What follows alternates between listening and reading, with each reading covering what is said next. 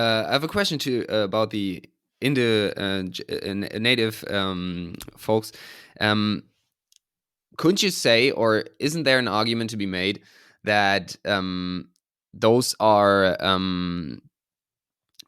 people living in maybe inside a more developed country, but they're living a less developed Yes, lifestyle or in a less developed area?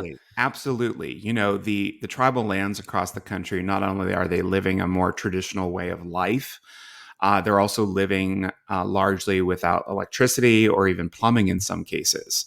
So, and there aren't the same degrees of educational attainment as there are on, let's say, the big cities. There just isn't the same level of attainment there.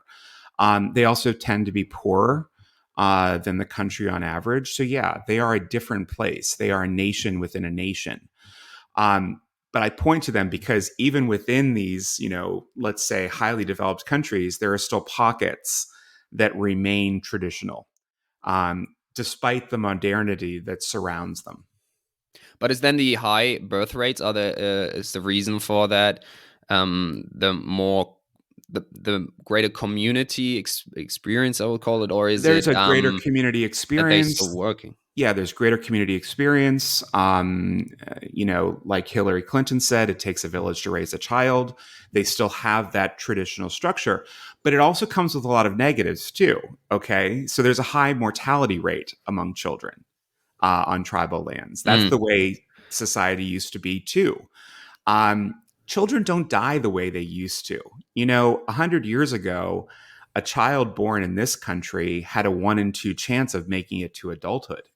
That was pretty much the norm for most of human history. You had a 50-50 chance of becoming an adult. That doesn't exist anymore. Survival rates for infants and children into adulthood is, 90-95% worldwide in developed countries. So the chances of a child dying are rare now. You just don't hear about them anymore. So we've really changed that too. So we have to accept that there are good things and bad things that come with demographic change. The bad thing, if we want to classify it that, I would say the reality right now is that births are really low. And the question remains, so what? What if birth rates are really low? Is that really a bad thing? If Mm. you listen to somebody like Elon Musk, he'll say this is the end of the civilized world, the fact that we can't have babies. I don't buy into that. Just 100 years ago, the planet was occupied by 2 billion people. We grew exponentially over the 20th century to 8 billion people. We will continue to grow for the next coming decades. Like I said, tapping out around 9 or 10 billion people worldwide, and then we stop growing. But the question for countries, especially countries like ours, is do we need more people? And I think that's a philosophical question, but it's also an economic one because all of our models for success revolve around one thing, and that's GDP.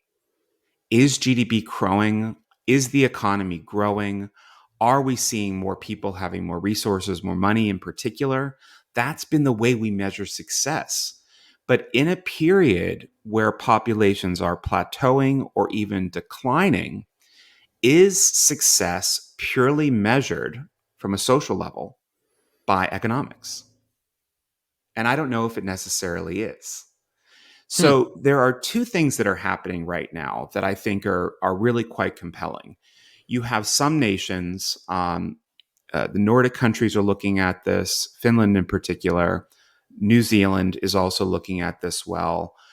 Basically, non economic measures that can assess the health and well being of a nation. And they range from the light ones, are people happy? To the heavy ones, like are people housed? Do people have access to clean water, clean air? Are we reaching new levels of educational attainment? How are the arts and culture surviving? That's one way of looking at the world in a new lens. There's, in fact, one economist out of Japan now that is talking about degrowth communism. And communism, of course, a scary word to most people in the West. But this idea that we can think about a period of decline as one of opportunity if we come together as a society and focus on maybe non-economic goals or less on economics and more on social welfare and well-being, then we could actually really improve social cohesion at the end of the day. 20 years ago, a theory like this, an idea like this, wouldn't have carried any water. We would have laughed at it. But today, there is some truth to it that we have to rethink our norms in order to really move forward in this new period. Because we've been trying now for nearly half a century to improve birth rates. It hasn't happened. So did I get that right? Is GDP growth directly linked with population growth? It's a big part of it because the more people you have in your country, the more people you have purchasing, the more people you have working, the more people you have contributing to the tax base, more. So all of that contributes to economic growth. Now, obviously, growth is not restricted to a nation. Economic growth is not restricted to one nation.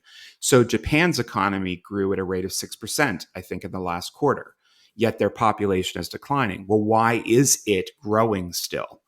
Exports. It's growing Mm. because of exports. So there are still markets that are growing worldwide. Germany, of course, is a great exporter of goods. The United States is phenomenal at this. There are markets that we can go into as businesses, as countries, that can help our economy continue to grow. The concern is local demand, national demand, and that's effect on the overall health of the national economy, which will decline, obviously, if we don't have a growing population.